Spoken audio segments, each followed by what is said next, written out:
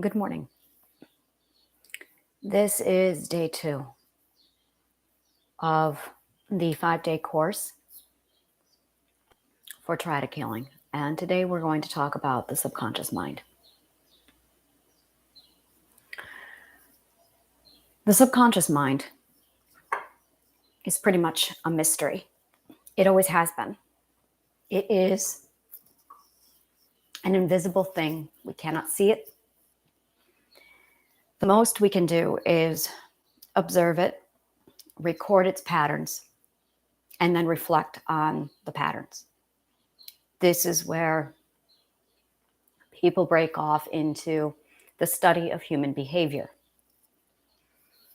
And at some point, we did realize that there was a pattern that a person subjected to a type of abuse results in a type of mental illness, that a person has certain characteristics that communicate defensiveness. We see this in body language. We basically have this thing that runs and operates our entire human behavior as if it's on autopilot. Some information that came in from CDC and NIM is that 95% of our actions are run and operated by the subconscious mind. The subconscious mind never, ever stops. The subconscious mind, if anything, when we slow down our conscious awareness and we go to sleep, the subconscious mind kicks into overdrive, and that's when it does the most of its work. The subconscious mind is extraordinary. It is very much like a machine. And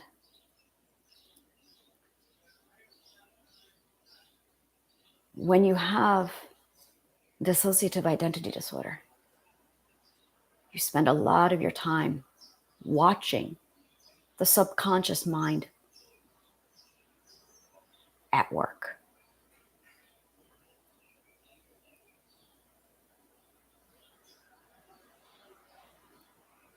The subconscious mind has no logic to it. It has no conscious awareness. It literally is just a machine that runs on a learned programming. It is an artificial intelligence, an AI, that adjusts its behavior accordingly through repetition, observation, and with an intricate ability to adjust its behavior to mirror a situation that it's presented in. And it does this without logic, consciousness, or thought. It's extraordinary. The subconscious mind goes to work without any knowledge. It does not require data. It does not require information outside of just observation, stimulus, response, adjust the behavior accordingly. Observation, stimulus, response, adjust the behavior accordingly. You cannot get more illogical and programmed than the subconscious mind. And yet this AI, this thing without any logic to it, is in charge of 95% of our lives. Now, when I first heard that statistic, I went, oh my God, that means I, the conscious awareness, am only in charge of 5%. But then it followed up with the question, can I change that statistic? If I were conscious aware, which is exactly what cognitive behavioral therapy is, it is you becoming consciously aware so that you can take over your own subconscious mind. But we're not taught that. In our society, we are taught things like the subconscious mind is in charge and there's nothing we can do about it. We are taught things like que sera. We are taught things like there is nothing you can do except sit back and enjoy the ride and just accept your fate. That is subliminal messaging. That is bullshit. Your subconscious mind has one agenda. Keep the unit safe. And the subconscious mind has this programming from the day it's born. The very first programming is ensure safety, ensure survival. And that safety and survival is 100% dependent upon a caregiver, which means if the caregiver is happy, then you are safe. If the caregiver is unhappy, you are in danger. So one of our primary core elements in life is to make the caregiver happy. In most cases, that will be the mother. But what if your mother is mentally ill? What if she's a narcissist? What if she is morally corrupt? What if she is morally sound, but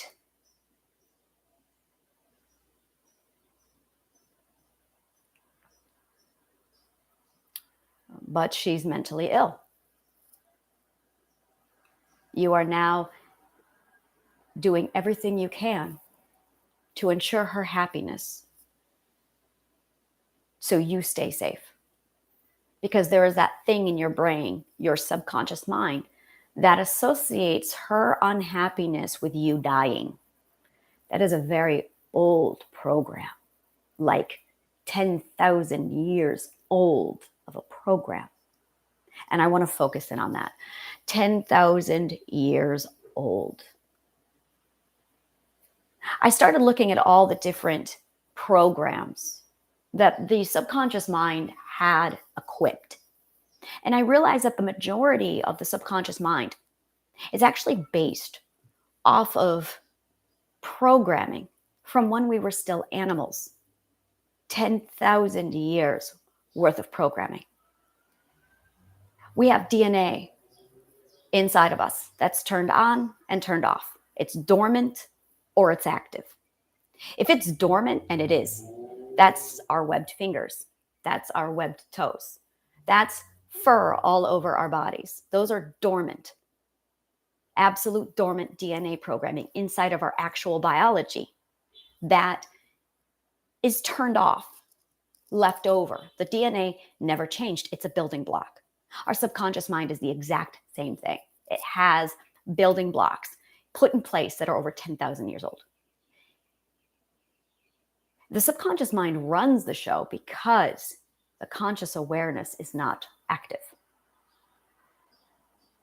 And one of the things I noticed when I was in the middle of my trauma was I could not be emotional if I was logical. I noticed that at times where I was being beaten, my logic would turn on, located in my prefrontal cortex. And I would start rationalizing a solution to keep me safe. And I noticed that when I did this, my hippocampus and my amygdala, right here in the dead center of the brain, where emotions thrive, couldn't function. I noticed this very early on, that if I was logical, I could not be emotional.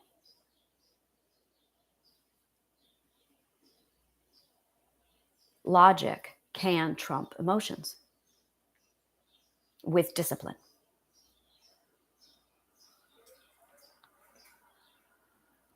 Unfortunately, our education system is less than adequate, and our government has deliberately been removing massive chunks of our education system for the last 20 years. And we have seen a significant decline as a whole in our society to communicate, to tell story, to cultivate love, to assert ourselves, to think. And as those things are all declined, our emotional responses increase because our subconscious mind is in the driver's seat. Intelligent, educated people have figured this out, and they pursue mental health to turn down their subconscious minds. The more educated you become, the more conscious aware you become, the less your subconscious mind can interfere with your daily activity. Poverty is a mental illness. Poverty is a lifestyle and a mindset cultivated completely out of a belief that you are not worth that kind of money.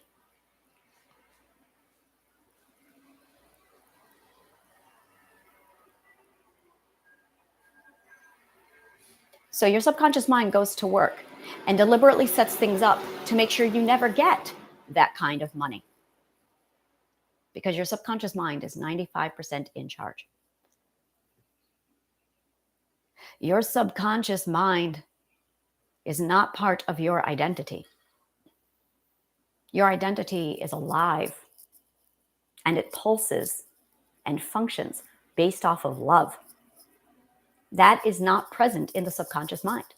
The subconscious mind does not feel, it does not think. It is a machine. It is an AI, learned only to adjust to a dangerous circumstance to keep you safe. The subconscious mind is made up of multiple parts. The cognitive core,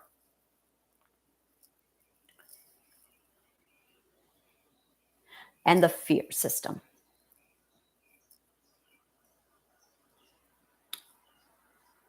The cognitive core works with the identity to form your perspective, to form your point of view. Here's how it works. The cognitive core is made up of your identity, your ethics, an accumulation of your beliefs, and your defense system. As your beliefs come into your system, those beliefs are compared to your ethics and your identity. And so long as these three things are flowing properly, it shifts your perspective accordingly, so that your point of view will adjust to the beliefs and how they match up to your ethics. This process, literally, the cognitive core processing, produces emotions. Emotions are manufactured from the cognitive core during processing to communicate to you, conscious awareness, how things are going.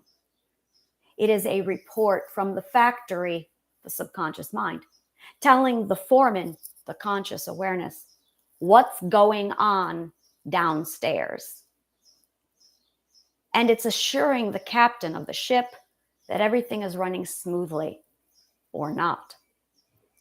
So emotions are sent as if they are messengers, exactly like communications and messengers, to the conscious awareness, telling the conscious awareness, this is what's happening and this is what action you need to take.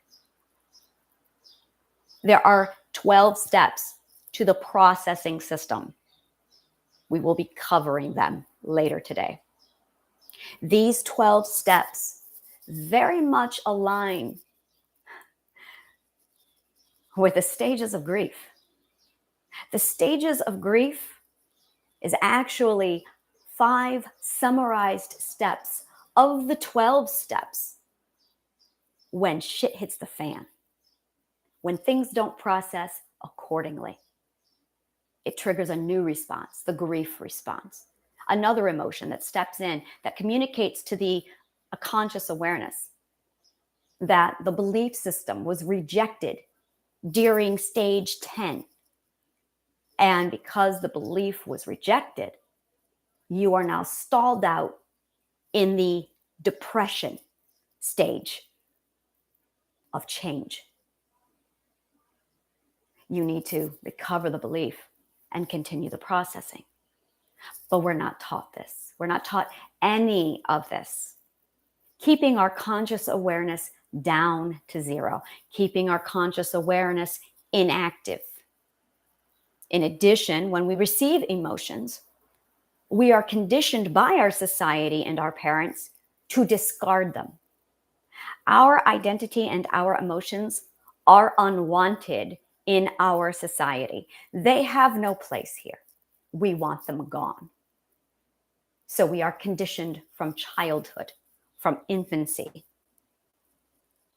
to have our emotions thrown away.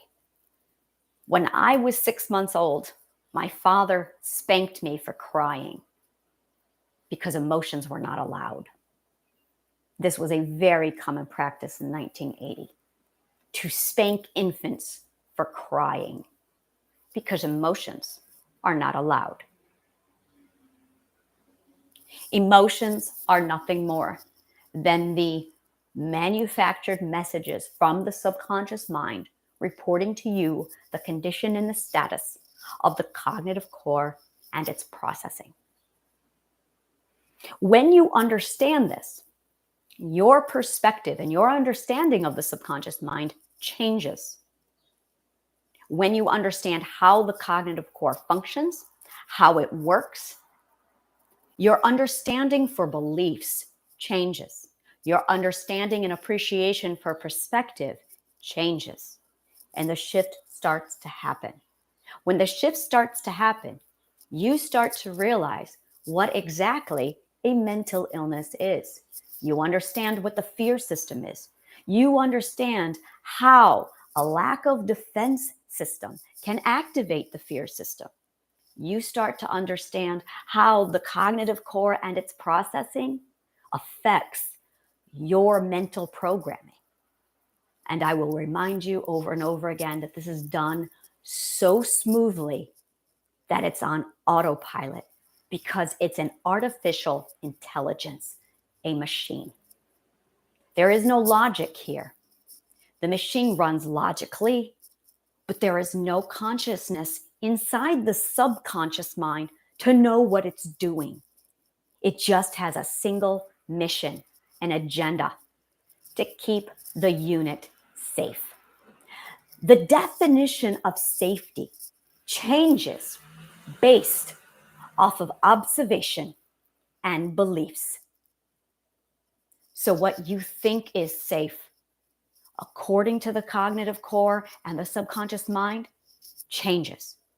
What you define as love under the right circumstance of abuse will get changed and altered. If you change the definition of love, if you change the definition of safety, the entire system gets shifted. If you change the definition of perspective, the entire system gets shifted. That is the core of a lot of abuse. Love, safety, and perspective are all incorrectly defined. Because these three definitions are changed, the entire system reinvents itself to accommodate those three new definitions, and you suddenly have a cognitive core that's operating and functioning in a mental illness situation. The problem is, in most cases, the danger is gone, the love is present, but your subconscious mind is still running on full, reacting and responding to a situation that is no longer present. That is how stupid the subconscious mind is. After the situation completely breaks down and you are free and you are safe and you have access to actual love, none of it works. It still keeps going. It still responds as if the abuser is still there. There is a moment in the movie Apocalypse Now where Martin Sheen's character arrives at this one particular platoon, and the soldiers are firing and they're blasting, and it's well into the night. It's like midnight, 2 a.m. And Martin Sheen sits down with one of the soldiers and he talks to him and says, "Tell me about the enemy." And this man just goes off about, "Oh, they're out there." And he's explaining all these horrible things. And Martin Sheen says, "Let's get out of here." And his platoon are like, "Well, what do you mean get out of here? Are we going to help him?" And he goes, "I know this area. There's no enemy. They just don't know it yet." And you see these crazed, delusional soldiers fighting nobody. That is your subconscious mind. That is your subconscious mind. There's nobody there. The enemy's long gone. But the memory of your enemy is still there.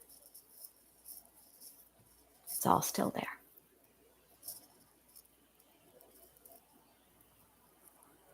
And you just don't know how to turn it off.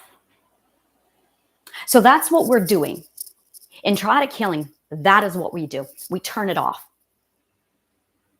I will walk you through over today. We will be going over all of this, what the pieces are, what's going on, and how you can start turning it off.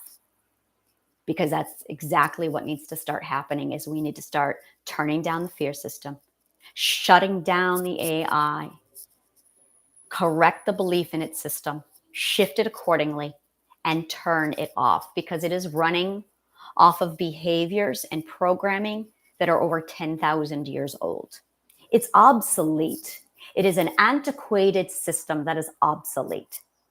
It is an old machine that really, with the conscious awareness in place, with a properly healthy, balanced identity and intuition, you don't need the subconscious mind. The subconscious mind should only be running 5% of you, not the conscious awareness.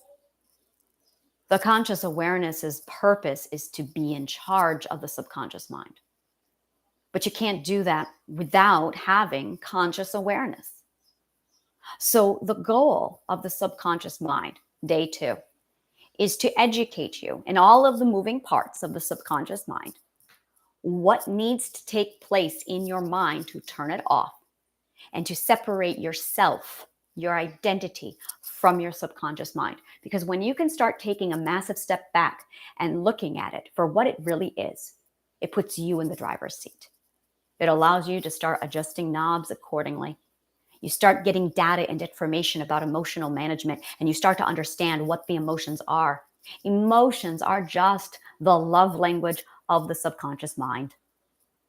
So that when you start to get emotions, you understand that this is just a status report coming in from the cognitive core with its agenda to just keep the unit safe, no matter what. The thing is, the subconscious mind does not realize that its programming is actually hurting the unit. That's the contradiction. That the way it's functioning now is so obsolete that it's actually causing harm to the unit. So we're going to start putting a perspective in place to communicate to your subconscious mind that its functioning is actually contradicting its own programming. The dichotomy should shut down your subconscious mind because its primary goal, logically, is to keep you safe. So if we show the subconscious mind how it's hurting the thing it's supposed to keep safe, it will turn on itself and shut off. That is the goal. When it shuts off, You're going to require your identity and your intuition and your defense system to step up and take the helm. It's going to be required, which is why I have been saying you need to do gratitude journals. You need to know what you love, because what you love should be running the ship, not what you fear. The subconscious mind's fuel is fear. The identity's fuel is love. So this is really a massive war in your mind between what you love and what you fear. And once you realize that that's really what you're dealing with, what you love can take a massive step forward. And what you fear really starts to calm down. Logic must be partnered with love to overcome fear. We're going to go ahead and end this particular class here, and I will be coming back in just a moment covering cognitive core and the fear system.